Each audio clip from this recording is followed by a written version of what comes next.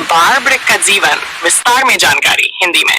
Barbaric Mahabharat के एक अद्भुत और विलक्षण योद्धा थे। वे भीम के पौत्र और घटोत्कच के पुत्र थे। उनकी माता का नाम मोरेल या कमकंती था, जो नाग वंश की राजकुमारी थी। बार्बरिक का जन्म असाधारण शक्तियों के साथ हुआ था और उन्हें बचपन से ही युद्ध विद्या में गहरी रुचि थी।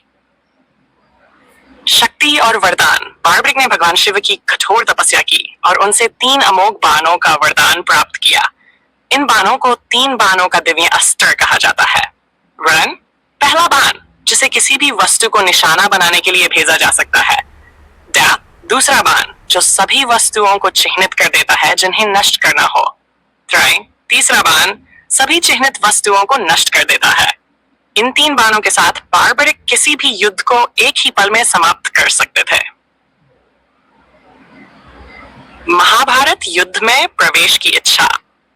जब महाभारत का युद्ध आरंभ होने वाला था, तब बार्बरिक ने युद्ध में भाग लेने की इच्छा प्रकट की।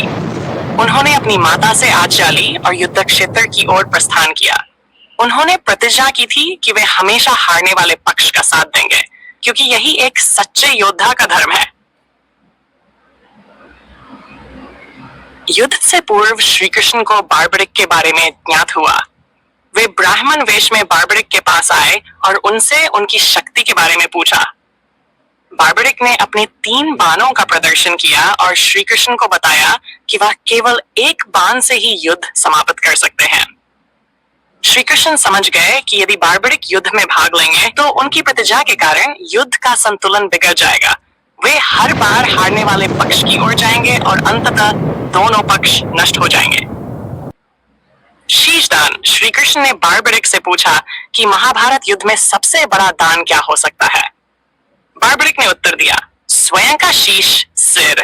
तब श्री कृष्ण ने उनसे शीश दान मांगा और बार्बरिक ने सहर्ष अपना सिर श्री कृष्ण को समर्पित कर दिया।